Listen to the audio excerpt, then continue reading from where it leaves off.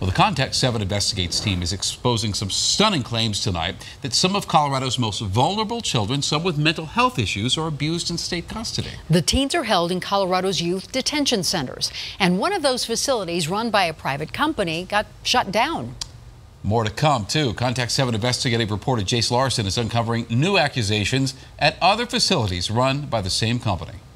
If you believe the allegations about this place, it sounds downright scary. It is a prison for children. This concerned relative of a young girl locked up at the Betty K. Marler Youth Facility in Lakewood says it is time she speaks up publicly. She doesn't want her loved one identified, so she's asked us not to show her face. I can tell you about 8 weeks after she was admitted, then she was introduced to drugs in Marler. What kind of drugs? They were shooting meth intravenously.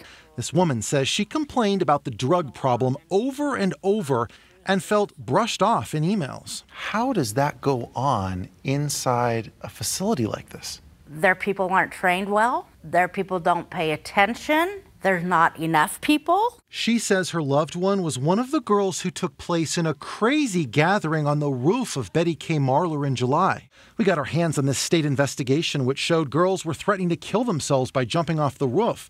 Others took their shirts off and were sexually fondling each other and kissing. And get this, staff just disappeared while this whole thing was going on. Well, the state eventually forced the facility to close and the girls were moved elsewhere. Do you trust them to keep your loved one safe? No. Betty K. Marler was run by a private company called Rite of Passage. Its website boasts facilities in 16 states, including others here in Colorado. And we found problems at several of them. Contact 7 collected hundreds of pages of public records going back 5 years. At a place called Ridgeview, east of Aurora, there alone we found reports of a staff member punching a kid in the face. Another kid who was trying to get away from the facility that doesn't have any fences was hurt so badly by responding staff, he spent the next month in a wheelchair. Also, powerful pain medication was lost and never found. When a felon was caught working at the facility, Rite of Passage's solution was to move that employee to a different state. Meanwhile, over at Rite of Passage's Denier facility in Durango, we found kids were improperly put in seclusion, and sometimes they were just left unsupervised. Do you feel like there have been lapses in children's safety? We have concern, as you can see, as evidenced by those reports of inspections. Minna Castillo-Cohen supervises youth detention facilities for the State Department of Human Services. The state did write a stern letter to Rite of Passage telling it to clean up its act at Ridgeview and Denier. But so far, even with those incidents I mentioned, the state has continued to let Rite of Passage operate youth detention facilities. Should you just fire this company and get somebody else in there? Certainly, the letter that we have issued to them is letting them know that we are considering adverse action against their license. That letter was written more than 2 weeks ago, and Castillo-Cohen admits that problems still exist and the facility is still open. She says there's no immediate danger.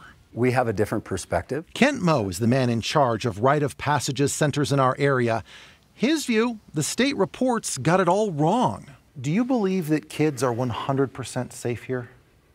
I do, yes. I would allow my own children to be here. He admits there have been issues with finding enough staff, but he took us on a tour of the Ridgeview campus to show us what he says is a well-run facility. This is a flagship for the country, really. The detention center has a full high school with labs and athletics. How do you wrap your head around, then, some of the incidents that are in those reports, where a kid is in a wheelchair for 30 days, medicine gets lost, someone gets punched? I mean, how do you wrap your head around that? Those sound like incidents that happen at virtually any high school, incidents that we have to take seriously and address. He's pledging to work with the state to bring everything up to par. For now, it's up to you on who you believe. But this relative says she's not swayed by Rite of Passage's claims that it treats youth properly. She wants to see the state shut down Rite of Passage's facilities. Jace Larson, Denver 7.